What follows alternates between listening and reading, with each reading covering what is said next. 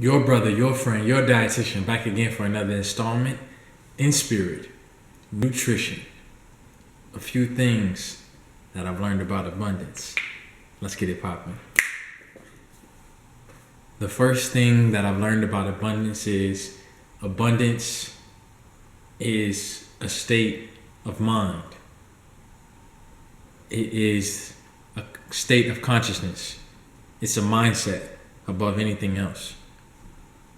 Just as scarcity is its opposite, abundance is also the opposite of scarcity, and they are polarities.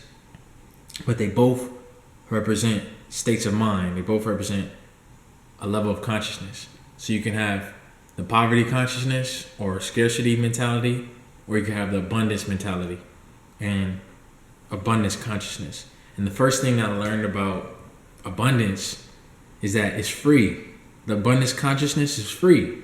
As long as you have a working mind, you can change your thoughts to ones of appreciation, ones of gratitude, and ones of recognition of abundance.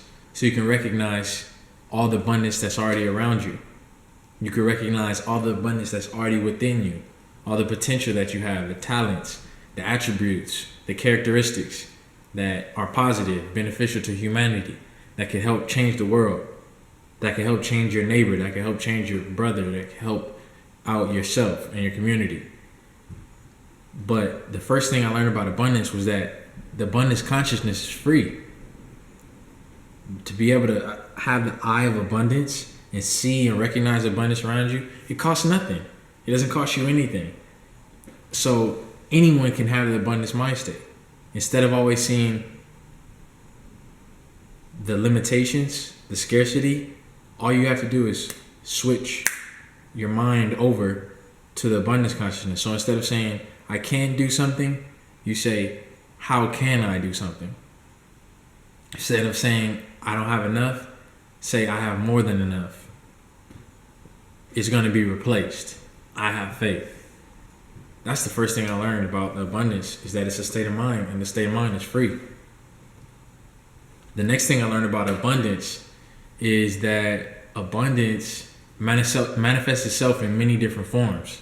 So, for example, some people are rich.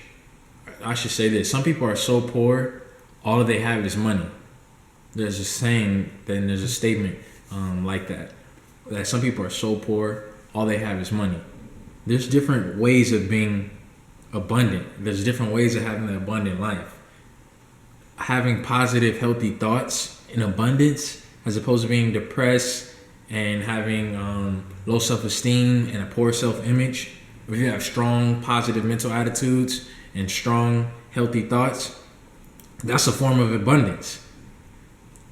Some years ago, I wasn't working out, I wasn't going to the gym, had a poor self-image, and then I started working out, going into the beach, going out to nature. That's a form of abundance that you can have. You don't necessarily have to start off with money. It manifests itself in many different forms. Family, laughter, happiness, commitment to someone you love, loyalty. These are all things in abundance. Friendship, travel, learning, knowledge, wisdom, understanding. These are all forms of abundance. So you go from the abundance consciousness, and you begin recognizing abundance. Then you start seeing that abundance manifests itself in many forms. Birds singing, the wind blowing, a sunset, a sunrise, art, right? Free time to spend with your family. Then you can recognize that abundance manifests itself in many, many different forms. Another thing that I learned about abundance was that, I learned this one from my mentor, is that divine abundance is like a mighty, refreshing rain.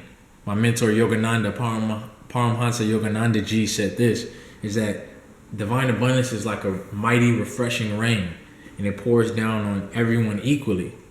And what you receive is based on what vessel you're holding up to that mighty rain.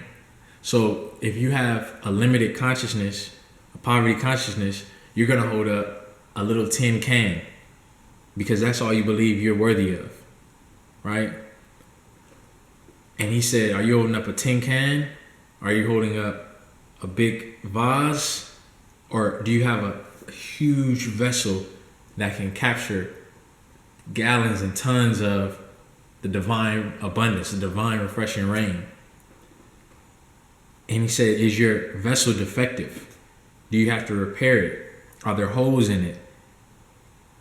Are some of the holes doubt, fear, low self-esteem, feeling unworthy? So really, divine abundance being a mighty refreshing rain, I learned that life is neutral. It gives you what you ask for. So when I started asking for abundance and realizing I was worthy of it, the mighty refreshing rain was already pouring down. I was just holding up my tin can. And it wasn't until I realized that I deserve a lot more and I started spreading out my canvas and capturing a lot more of the rain. That's when I started really, really appreciating abundance in all its forms. Right? Another thing is that abundance, I learned that abundance follows the law of give first and then receive. It's like you give the best that's in you and the world will return the same back. For example, it's like when you plant a seed. When you plant a seed, what you reap is tenfold of what you sowed. When you plant one seed, you get a lot more, right? When a tree produces fruit, it doesn't just produce one fruit. It produces hundreds of fruit with thousands of seeds. So you must give first and then receive.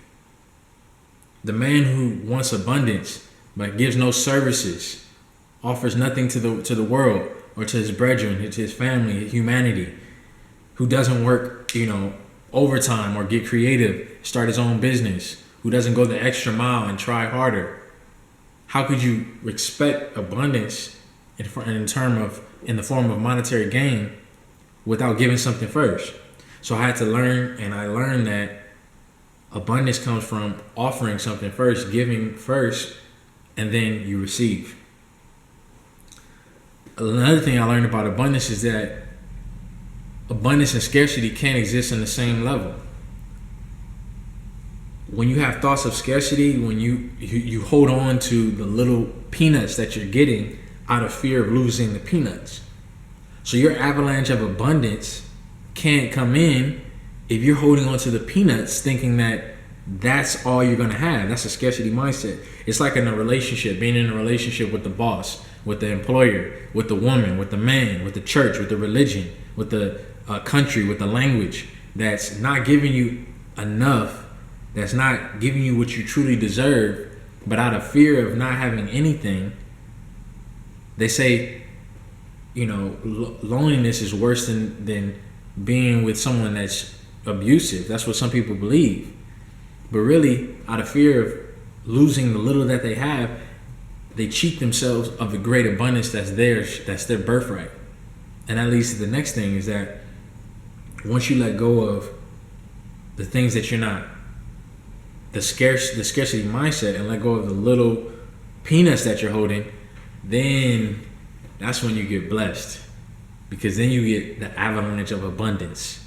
And it replaces what you thought was so great, what you thought out of fear was the only thing that you could get. There's so much more. But it leads me to the next thing that I learned about abundance, is that it's your birthright. We came here to live in abundance. And I learned that from one of my other mentors, Ralph Smart.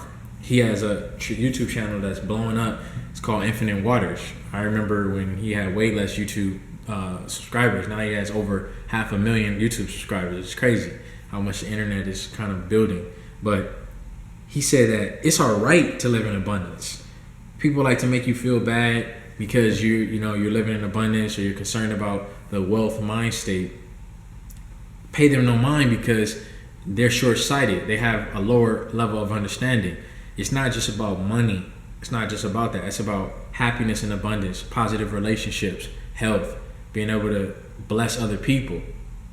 You can't give if you don't have, you can't give freely, and you can't allow other people to take freely from your plate if you are thinking from a scarcity mindset, or if you don't have a lot. So it's our birthright. It's our birthright to live in abundance. And once you realize that, you start feeling worthy of it and you start demanding it. And money flows, exercise flows, health flows, positive relationships, experiences, travel, but you have to know that you're worthy of it. These are just a few things I learned about abundance. Hope this helped. Your brother, your friend, your dietitian back again for another installment. Good health and mad wealth. Bless up.